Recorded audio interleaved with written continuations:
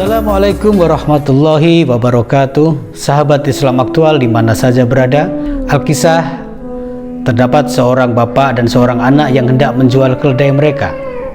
Karena pasar tempat di mana keledai itu hendak dijual cukup jauh dari tempat tinggal mereka, maka mereka melewati pedesaan dan perkampungan untuk mencapai tempat tersebut yang kira-kira ditempuh dalam perjalanan dengan setengah hari. Kemudian sampailah mereka di sebuah perkampungan. Mereka mendengar bisik-bisik sekelompok orang kampung yang saling bertanya kepada temannya, itu lihat ada seorang bapak dan seorang anak yang berjalan dengan seekor keledai.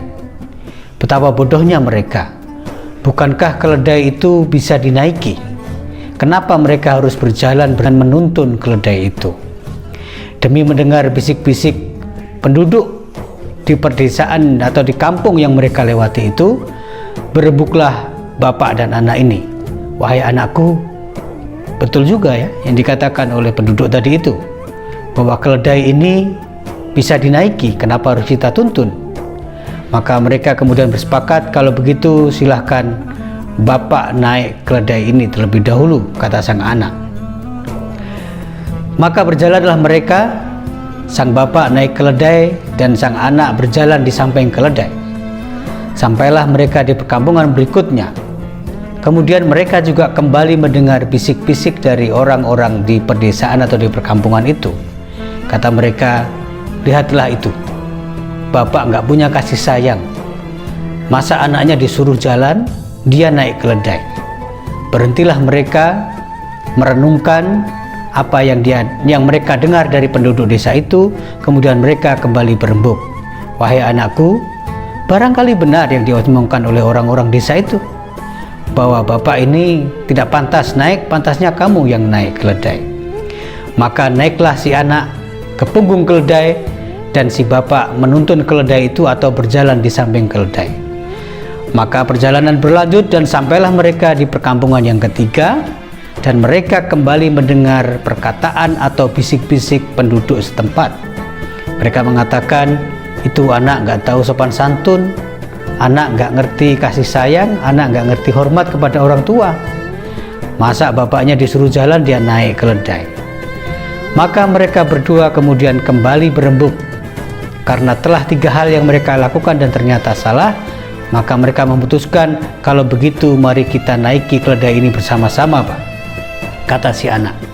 Maka naiklah mereka berdua ke atas punggung keledai dan berjalan mencapai satu perkampungan berikutnya.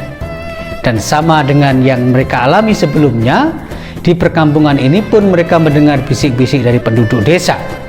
Mereka mengatakan, itu anak dan bapak sama-sama tidak punya rasa kasihan kepada hewan. Kenapa keledai sekecil itu ditunggangi berdua? Mereka kemudian mendengar perkataan itu, lalu turun, dan kini mereka tidak menumpangi punggung keledai, tetapi dibopong bersama-sama berdua antara anak dan bapak.